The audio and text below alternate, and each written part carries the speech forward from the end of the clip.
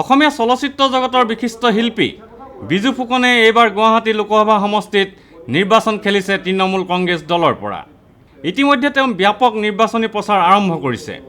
জিকিম বুলিয়ে নিৰ্বাচন খেলিছোঁ বুলি মন্তব্য কৰি বিজু ফুকনে কয়, হাত ডেফিনেটলি কৰিম, কিয় কৰিম। ৰাতিপুৱাৰ পৰা কষ্ট কৰিছোঁ, ৰাতি 2-2:30 বজালৈকে ঘূৰি আছোঁ।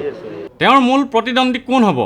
এই প্ৰশ্নৰ উত্তৰত তেওঁ কয়, প্ৰতিদ্বন্দ্বী কোন হ'ব বা কেনেকৈ হ'ব মই এইটো ভবা নাই, কিন্তু আমি এতিয়া প্ৰচাৰ কাৰ্যত যেতিয়া আৰম্ভ কৰিছোঁ, যিটো বৃহত্তৰ সমষ্টি এই গোটেইখিনি এতিয়া কালি আমি মেঘালয় বৰ্ডাৰ এইবিলাক গাৰো ৰাইজসকল, তাৰপিছত বড়ো ৰাইজসকল, এনেকুৱা ধৰণৰ বহুত বৰ্ডাৰ এৰিয়া ভিতৰলৈ য'ত দুৰ্গম ৰাস্তাৰ নামত একোৱেই নাই, কিন্তু তেনেকুৱা ৰাস্তাটো আমি কালি গৈ পেলাই প্ৰচাৰ কৰিছোঁ।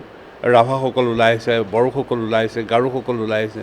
এইটো এটা সাংঘাতিক আশাবাদী। বিশিষ্ট অভিনেতাজনৰ নিৰ্বাচনী প্ৰচাৰৰ বাবে বলিউডৰ অভিনেতা মিথুন চক্ৰৱৰ্তী আৰু দলটোৰ নেত্ৰী মমতা বেনাৰ্জী আহিব বুলি তেওঁ প্ৰকাশ কৰে।